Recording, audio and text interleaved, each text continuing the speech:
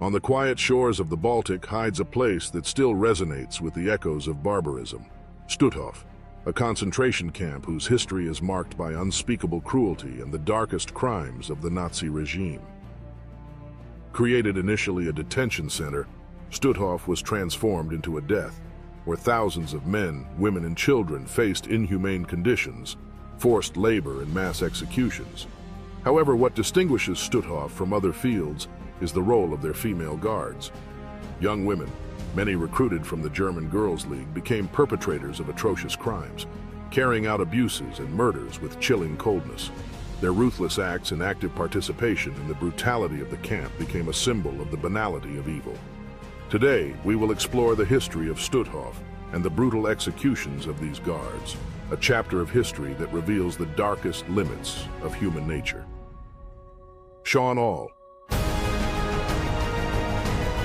Welcome to the General Memories.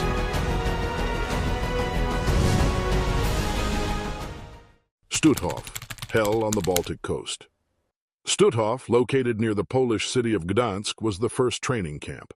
Concentration established outside the borders of Germany and one of the last to be released. Its creation in 1939, just days after the Nazi invasion of Poland, marked the beginning of a brutal chapter in the history of the Second World War. Originally conceived as a detention center for Polish intellectual elite, Stutthof soon evolved into a peace key to the genocidal machinery of the Third Reich. This was initially designed to house a few hundred prisoners. Stutthof grew rapidly in size and capacity.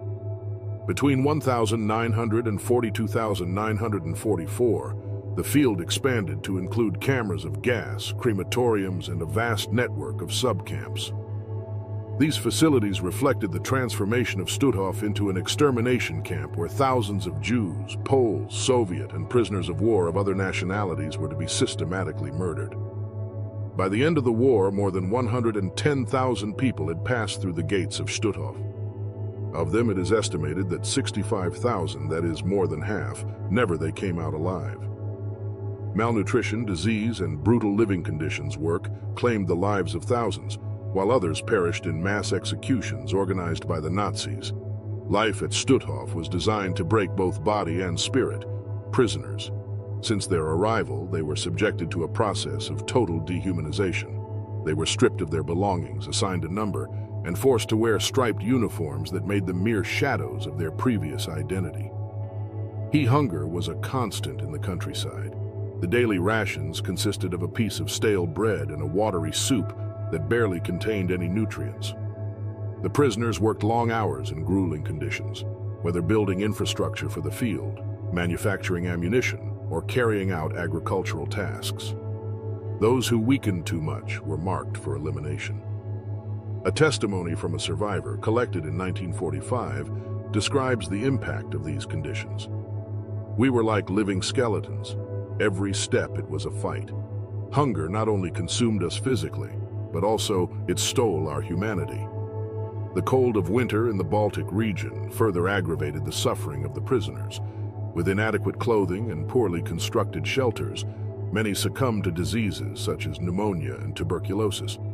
Now, having said this context, we will tell something that at that time seemed unthinkable. In 1942, a new figure emerged in the structure of Stutthof, the Officerinnen, or female guards. Often recruited from the League of German Girls known as BDM, these young women were trained to supervise the prisoners and maintain order in the camp.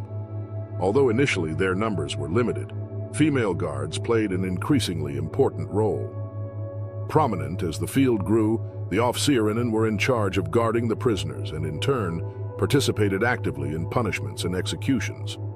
Some earned a reputation for their cruelty, using sadistic methods to inflict suffering. Among them was Jenny Wanda Barkman, known for her attractive appearance but ruthless attitude, who frequently selected prisoners for the gas chamber with a smile on his face. The female guards also supervised the prisoners' tasks in the factories and workshops in the countryside. They were known to impose physical punishment for the slightest error, using whips and other instruments. His presence at Stutthof defied the traditional perception of women as figures of compassion and care, demonstrating that Nazi ideology could corrupt even the most basic values of humanity. However, a question arises. What was the ultimate purpose of Stutthof?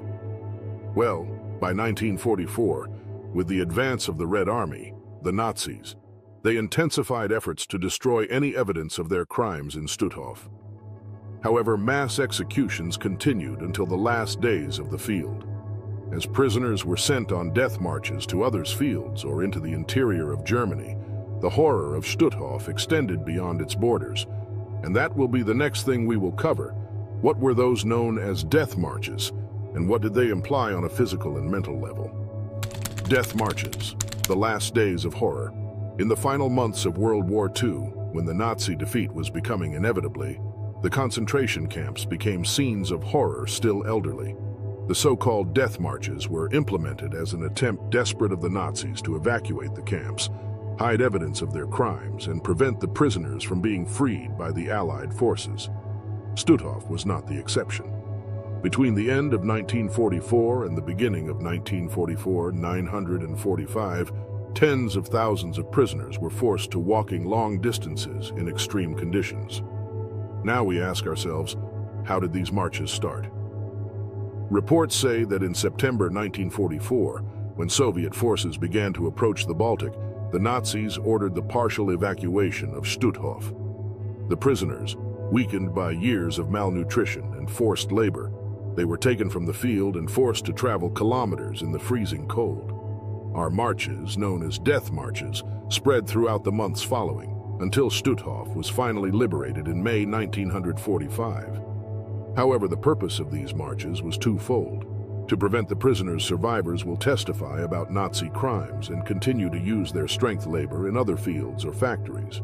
However, for the prisoners, these marches, they meant an even deeper descent into suffering, and that will be what we will count below. These marches were conducted under brutal conditions. The prisoners were forced to walk for endless days, often without food or water. Those who collapsed from exhaustion or illness were executed, crudely on the spot by the guards.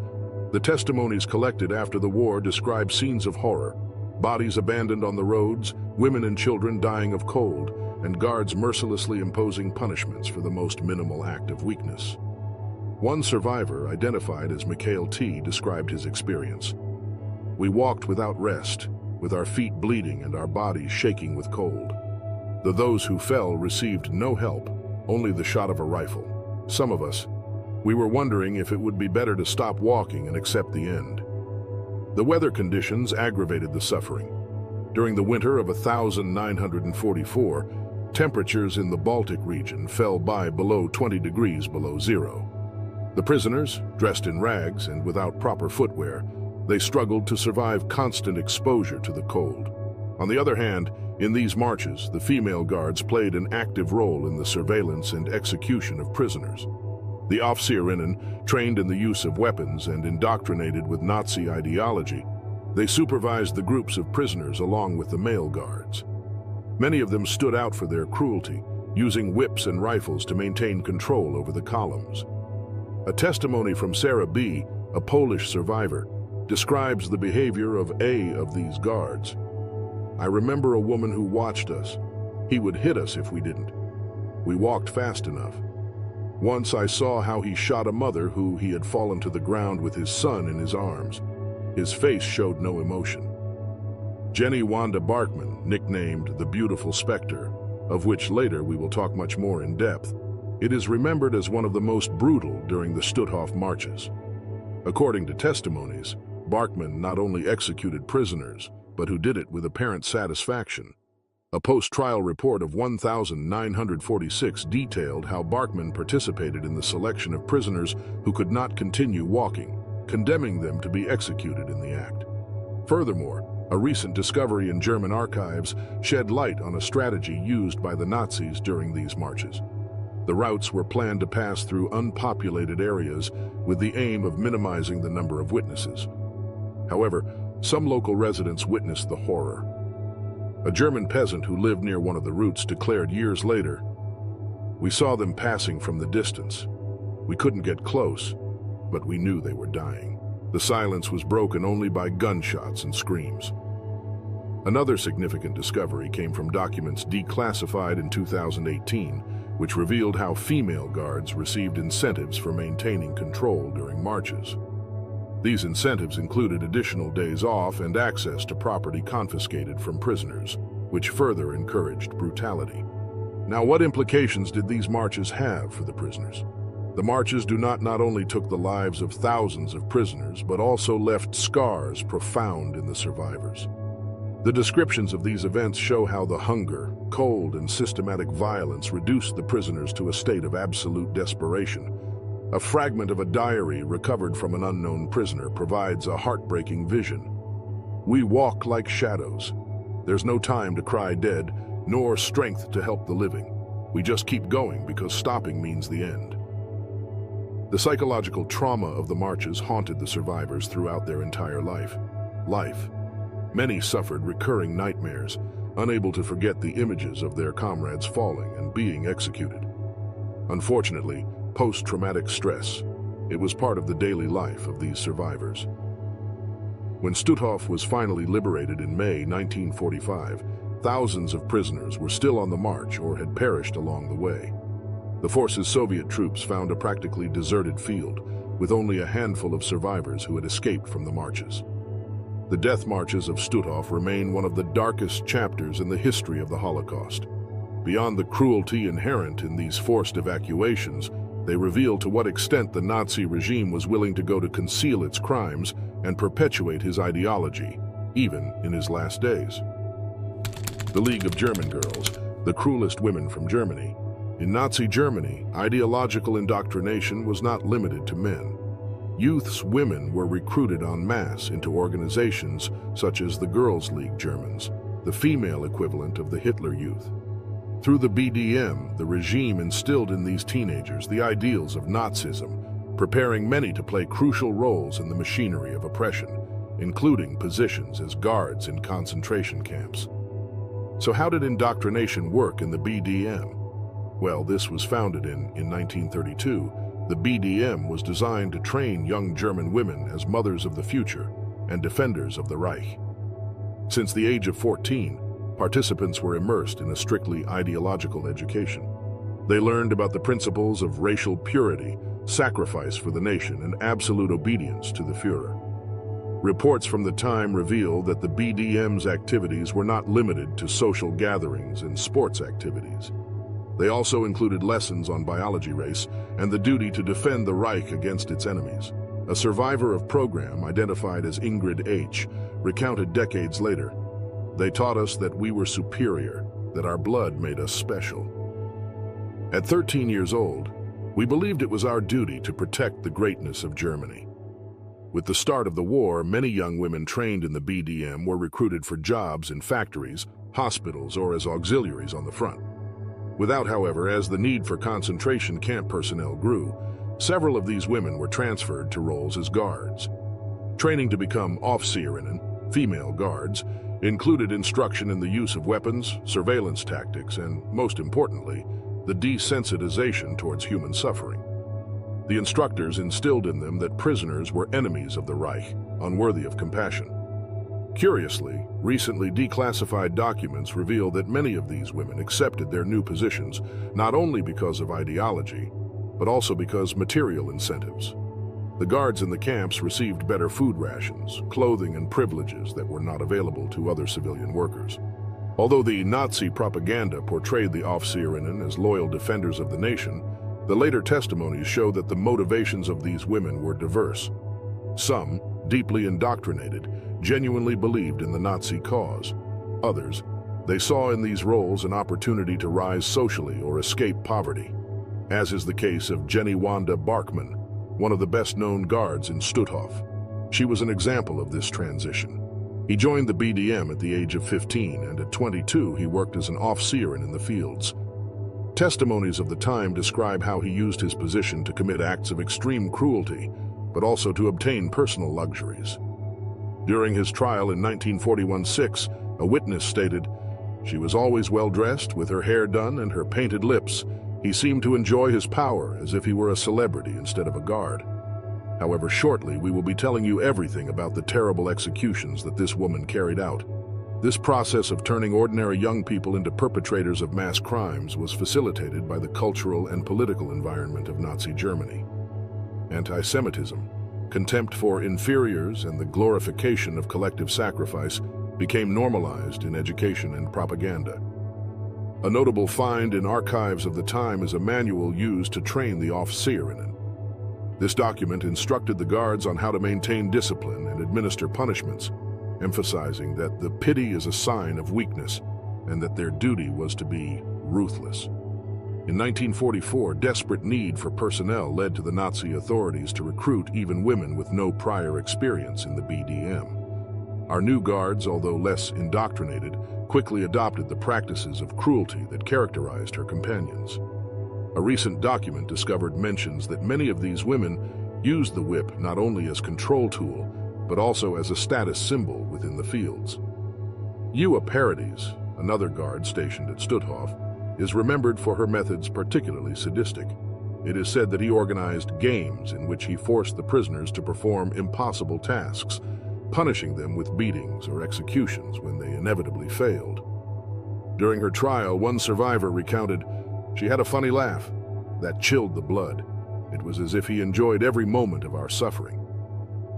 The most disturbing thing about the story of the Stutthof guards is how these women, many of them young and apparently ordinary, became an active part of a system of oppression and death. This phenomenon raises difficult questions about the nature of evil and the ability of ideology to corrupt even those they should represent compassion and care. The case of Elizabeth Becker, one of the youngest guards at Stutthof, illustrates this transition. Born in 1924, Becker joined the BDM in its adolescence and was assigned to Stutthof at the age of 20. Although initially it was shown reluctant to participate in the abuses, he quickly adopted the practices of the camp. During his trial, he stated, "I was just following orders. I didn't know how to stop." The women who went from the BDM to the concentration camps were not monsters in the traditional sense, but they became key pieces of the genocidal machinery Nazi. Their transformation from idealistic young women to perpetrators of heinous crimes reflects how indoctrination and propaganda can dehumanize even those they seem common. But now we will tell you everything these women did that we have mentioned, and which are the main protagonists in this dark stain of the history that occurred during the Second World War. Cruelty personified, the most infamous guards of Stutthof. As we have mentioned in the horror of the Stutthof concentration camp, some figures stand out not only for their participation in the crimes, but also for the cruelty with which who perpetrated them. Among these figures, the guards Jenny Wanda Barkman, Parodies, and Elizabeth Becker became main symbols of the extreme dehumanization that characterized the Nazi regime. Through their actions, these women revealed how power and indoctrination could transform individuals common in agents of terror. The beautiful specter. Jenny Wanda Barkman, who has been mentioned briefly earlier throughout this documentary, born in 1922, she was one of Stutthof's best-known guards. Nicknamed the Beautiful Spectrum, his physical appearance contrasted with his brutality. Tall, with blonde hair and angelic face, Barkman used his image to project a false sense of calm before committing atrocious acts. Testimonies from survivors describe how he supervised executions with a chilling coldness. According to a report presented during the trials of 1946 in Gdansk, Barkman was selecting prisoners for the gas chamber with a smile and often humiliated the victims before their death. One of the most striking testimonies came from a Jewish prisoner who survived her stay at Stutthof. She walked among us as if she were choosing flowers.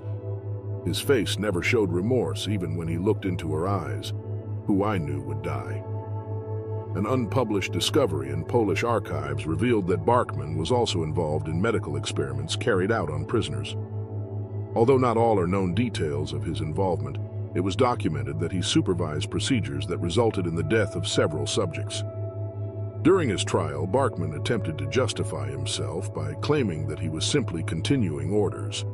However, the testimonies and evidence presented showed that he acted with a personal initiative that exceeded the expectations of his position. The master of macabre games. Paradies, born in 1921, he was another of the most feared figures at Stutthof. Her sadism made her a presence terrifying for the prisoners. Unlike Barkman, Paradies was known for its active participation in torture and punishment that went beyond surveillance. The testimonies describe how Paradies organized what survivors called macabre games. In one of these games, he forced the prisoners to perform tasks impossible, like carrying buckets full of water with holes drilled in the bottom. Those who failed to comply with the demands were beaten or executed on the spot. In one particularly disturbing case, a prisoner described how Paradies forced a group of women to run barefoot in the snow while hitting them with a whip. "She enjoyed seeing us suffer. You could see it in his face. It was as if every scream it was a victory for her," said an anonymous survivor. Documents declassified in 2020 revealed that Paradies was also involved in supervising the death marches from Stutthof. During these forced evacuations, his sadistic behavior was reported by several witnesses who claimed that he shot prisoners for no apparent reason, even when they complied with orders. The youngest but cruel guard, Elizabeth Becker, born in 1924, represents a different case from that of Barkman and Paradies. At 20 years old, she became one of the youngest guards at Stutthof. Although initially it was described as a shy and obedient young woman, her time in the countryside revealed a transformation that reflects how power and indoctrination could corrupt quickly to anyone, regardless of age or belief. Becker had worked in a factory before being recruited as an officer in 1920, 944. Despite his lack of previous experience, he adapted quickly to the camp environment, participating in the selections of prisoners for the gas chambers and physical punishments. A Stutthof survivor recalled how Becker supervised the burning of bodies in the crematoriums. "She didn't say much, but her presence was enough to terrify us. There was something unsettling in the way he watched, as if he were learning from every act of cruelty." During his trial, Becker attempted to present an image of innocence, arguing that her youth and inexperience had led her to make mistakes. However, the testimonies and evidence showed that he actively participated in the atrocities of the field. A curious detail revealed at his trial was that Becker had written letters to his family during his time at Stutthof, describing his job as difficult but necessary for the protection of Germany. These letters, preserved in archives Poles, offer insight into the indoctrination that shaped their perception of the crimes he committed. Given so many horrors that these women perpetrated, what was the fate of these guards? The actions of Barkman, Paradies, and Becker did not go unpunished. During Stutthof trials in 1946, all three were declared guilty of war crimes and crimes against humanity. Barkman and Paradies were sentenced to death and publicly executed in Gdansk, while Becker also received the capital punishment, although he showed remorse in his last words. Statements. The trial and executions of these women sent a clear message on individual responsibility for Nazi crimes. A recent discovery in German archives revealed that Barkman, shortly before his capture, attempted to flee across the border into Denmark using documents false. Although she was detained, this attempt highlights how many of those responsible they tried to evade justice after the fall of the Third Reich. Another document, declassified in 2019, included testimonies from soldiers Soviets who participated in the liberation of Stutthof. One of them claimed to have found Paradies' personal records, which included a list of punishments she had been applied to prisoners, along with personal comments on its effectiveness. Without a doubt, unpublished data and testimonies from voices that unfortunately lived through the hell on earth within those enemy concentration camps, and even more so, with guards as sadistic, violent, cruel, and evil as the beautiful specter, Paradies and Elizabeth Becker, who were considered demons within those Nazi concentration camps. Delayed justice, the Stutthof trials. In the summer of 1946, just over a year after the liberation of the Stutthof concentration camp, one of the most important post-war events in Eastern Europe. Held in Gdansk, Poland, this historical process marked a significant effort to bring justice to those responsible for the crimes committed in one of the most brutal camps of the regime Nazi. Those charged included former Stutthof officials and guards, including several women whose atrocities left an indelible mark on the memory of the survivors. The Stutthof trial was held under the supervision of a special Polish court, and it had extensive international coverage. In total, 13 defendants faced charges, including 6 women who had served as camp guards. This process was one of the first to recognize the responsibility of women in the war crimes, a topic that had been relegated to the background in other trials of the time. The selection of the accused was based on evidence collected during the investigations carried out immediately after the liberation of the camp. Photographs, administrative records, and testimonies of survivors served as fundamental tests. One of the most impressive documents was a report written by the Red Army after liberating the camp, which detailed the conditions of the prisoners and the atrocities committed by camp staff. Among the accused were key figures such as those mentioned above: Jenny Wanda Barkman, Ewa Paradis, and Elizabeth Becker, whose actions had already been reported by multiple survivors. In addition, they were also processed male camp officials, responsible for overseeing mass executions and the death marches. A striking description of the trial came from a Polish reporter present in the room. The accused sat in silence, with expressions that oscillated between indifference and anxiety. Some tried to justify their actions as obedience to orders, while others kept a sepulchral silence. The trial included testimony from more than 30 survivors, whose words left the court and the public breathless. These accounts detailed the inhumane conditions of the countryside, brutal punishments and summary executions carried out under the supervision of the accused. One of the most moving testimonies was that of Anna K., a Jewish woman who survived Stutthof and described how Jenny Wanda Barkman he selected prisoners for the gas chamber. "I remember how I walked between us, smiling. He looked at us as if we were less than human. I will not forget my sister's last look as they took her to the chamber." Another survivor, a man identified as Piotr S., recounted how Ewa Paradis found him. He beat him unconscious for not completing an absurd task. She enjoyed of power. It wasn't just obedience to orders, it was personal to her. Now justice was just beginning for them as the crimes were verified. The court collected irrefutable evidence of the crimes committed in Stutthof, which included the direct participation of the accused in the selections for the gas chambers, torture and physical punishment inflicted on prisoners, often for reasons insignificant, supervision of death marches during which thousands of prisoners they died from hunger, cold, or summary executions. A document declassified in 1995 revealed that the defendants, including Barkman and Paradis, signed specific orders detailing the number of prisoners sent to the gas chambers on certain days. These tests. They refuted any claim of ignorance on the part of the defendants. On the other hand, on May 31, 1946, the court issued his verdict. Of the 13 defendants, 11 were sentenced to death, including all the female guards present at the trial. 2 others received long sentences of prison. Elizabeth Becker, the youngest guard, attempted to appeal for clemency, claiming that her youth and inexperience had led her to make mistakes. However, the court determined that his active participation in prisoner selections and his cruelty demonstrated invalidated any possibility of leniency. On the 4th of July 1946, death sentences were passed, took place publicly in Gdansk. The accused were hanged in front of a crowd of thousands of people, including Stutthof survivors and local residents. This event not only served as an act of justice, but also as a reminder of the crimes committed and a message about the importance of accountability. An eyewitness described the scene.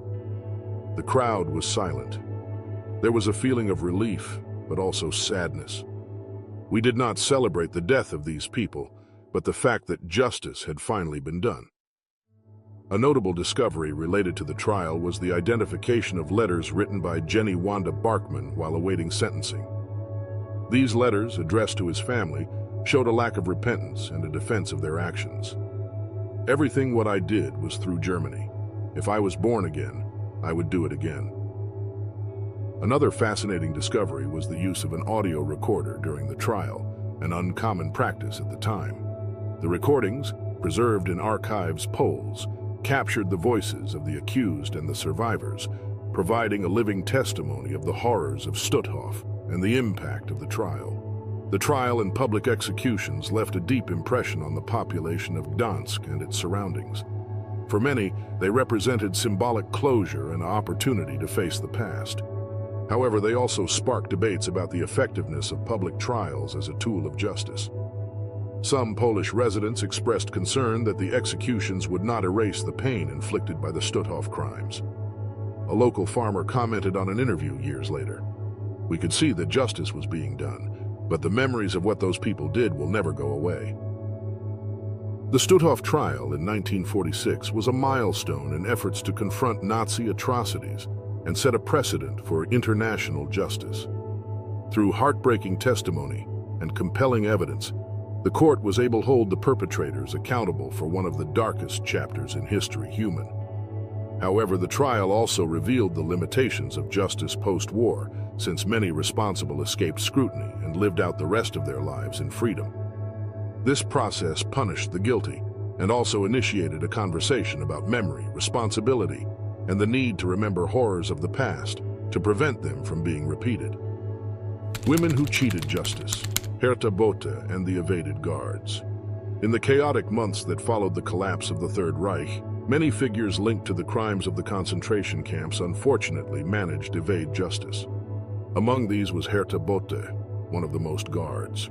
Known to Stutthof, whose story represents the dilemma of the numerous female perpetrators that escaped scrutiny for decades.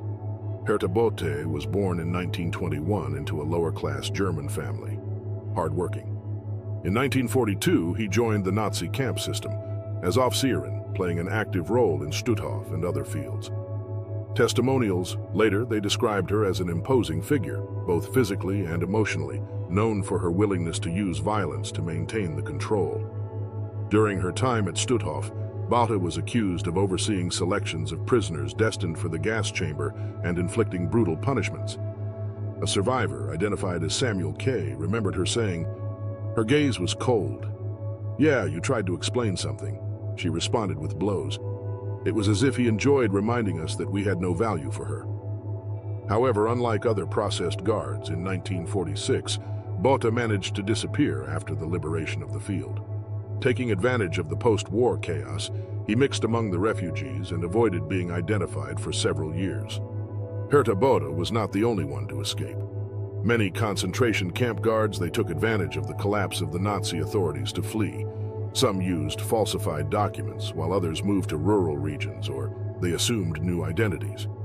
A recent discovery in declassified files in 1998 revealed that several of these women were assisted by clandestine networks that operated in Europe, facilitating their transfer to places insurance. In Bothe's case, it is believed that he initially traveled to the Bavarian region before to settle in Hamburg under a false name. Curiously, many of these guards did not stray too far from their places of origin.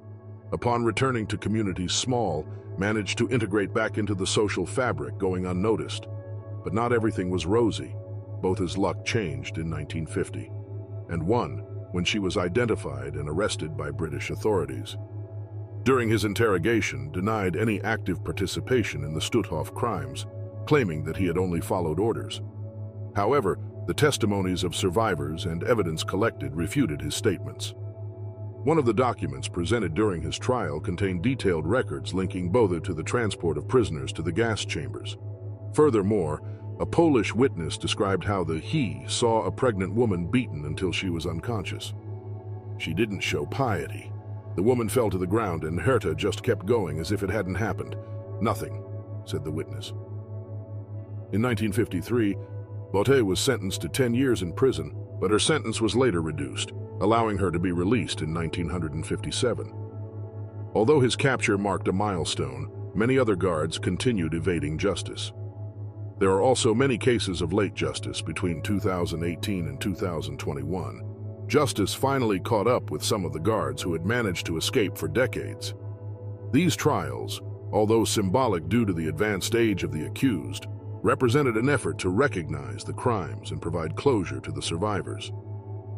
One of the most notable cases was that of Irmgard Furchner, who she had worked as a secretary at Stutthof. In 2021, she was tried in Germany under charges of complicity in more than 10,000 murders.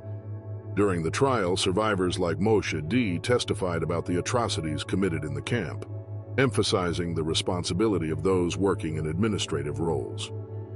"No, it doesn't matter if they were signing documents or holding a rifle. Everyone contributed to the system that destroyed our lives," Moshe declared. A recent discovery related to these trials was the appearance of letters written by some of the accused to their families during the war. These letters, preserved in German archives, they offered a disturbing insight into his mentality. In one of them, an unidentified guard wrote, "This job is difficult, but it is because the good of Germany. Prisoners are not people, just tools that we must wear."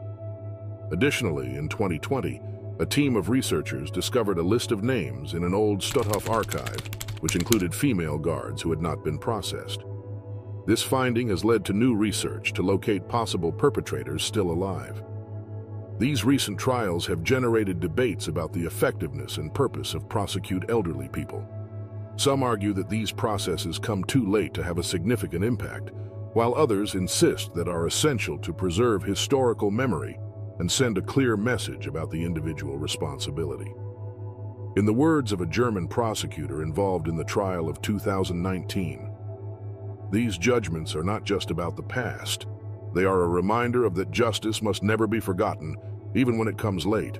Very unfairly, the story of Herr Bote and other guards who escaped the justice highlights both the limitations and the persistence of efforts to hold perpetrators of war crimes accountable.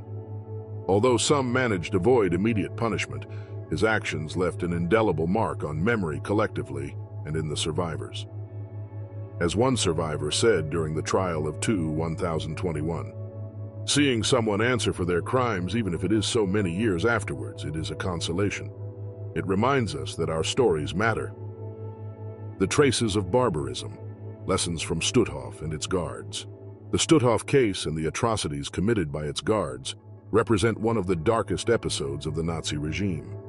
Beyond the documented crimes, the history of this concentration camp leaves a historical and moral legacy that demands deep reflection. Stutthof was the first concentration camp built outside of Germany. We can say that it symbolizes the extension of the Nazi genocidal machinery towards occupied territories. During the 6 years of its operation since 1939 to 1945, Stutthof went from being a center of detention to become an extermination camp, adapting to the needs of the regime to implement the final solution, which we will call that way so as not to say it cruelly. The camp was liberated in May 1945, but the impact of its horrors lingered long after. The subsequent trials, the testimonies of the survivors and the findings in their archives have made it possible to document meticulously the dimension of the crimes committed. However, this process has also revealed gaps in post-war justice, as many perpetrators they managed to avoid punishment for decades. A little-known curiosity is that, among documents recovered in Stutthof, a diary belonging to a Nazi official who supervised the camp. In its pages, it referred to the prisoners as nameless numbers and described the gas chambers as technical solutions. This finding highlights how the regime systematically dehumanized its victims, turning genocide into a bureaucratic process. The participation of female guards in the Stutthof crimes is an aspect which has generated an intense academic and historical debate. These women, many of young women recruited through the German Girls' League, played an active role in torture, executions, and supervision of prisoners. Your involvement challenges traditional gender stereotypes and demonstrates that Nazi ideology, it permeated all layers of society. During the trials of 1941-6, the testimonies of the survivors revealed the level of cruelty of these guards. However, his actions also raise questions about the individual responsibility and the capacity of indoctrination to transform ordinary people into perpetrators of mass crimes. A phrase recorded in the EU Parodies trial captures this duality. "He was not a monster, was a woman common that became something unimaginable." The study of Stutthof and its guards is not just a look into the past, it is also a warning for the present and the future. Just imagine what it could mean if something like this would happen in our times. The atrocities committed in this field demonstrate how an ideological system can corrupt institutions, normalize violence, and dehumanizing entire groups of people. A crucial lesson is the importance of historical memory. Preserved testimonials of survivors, documents, and historical sites is essential to prevent these events are minimized or distorted. In the words of a Polish historian who works on the conservation of Stutthof, "Every stone in this field tells a story. History. If we don't listen, we risk repeating the mistakes of the past. Stutthof also leaves us with several curiosities and several recent discoveries. In 2020, a team of archaeologists discovered an underground cache in the vicinity of Stutthof, which contained objects belonging to prisoners. Among them they found letters, photographs, and small personal relics. These findings have provided new perspectives on the lives and hopes of the victims, reminding us that behind the statistics there were human beings with stories individual. Another recent revelation includes the release of files documenting how some German companies directly benefited from forced labor in Stutthof. These records have led to lawsuits and debates over the corporate responsibility in times of war. Although many perpetrators were prosecuted in immediate or delayed trials, the fact that some evaded justice raises questions about the effectiveness of the legal systems in times of transition. The subsequent trials, although late, managed to shed some light on these shadows, bringing some to justice responsible and documenting the horrors experienced by the victims. However, the suffering does not end with the punishment of the guilty. The emotional scars and physical remains remain, both in the survivors and in the collective memory. A Stutthof survivor expressed in 2018 during the trial of a former camp secretary, "This trial is not just for me. It is for all those who could not be here. It is our last chance to be heard." The history of Stutthof, this concentration camp, which operated since 1939 to 1945, it was not only a place of death, but also a scene where the depths of the human cruelty. The cruelty of their guards underscores the importance of educating the future generations about the dangers of hatred and intolerance. Museums, monuments, and educational programs around the world have adopted the responsibility of maintaining long-live the memory of Nazi crimes. In Germany, Poland, and other countries, initiatives such as school visits to historical sites and documentation projects have helped contextualize these events and reflect on how society can resist the emergence of extremist ideologies. Today, as we reflect on these atrocities, we must commit to keeping alive memory, to defend human dignity, and to educate future generations so that these tragedies will never be repeated again. The story of Stutthof is a warning that we should not ignore.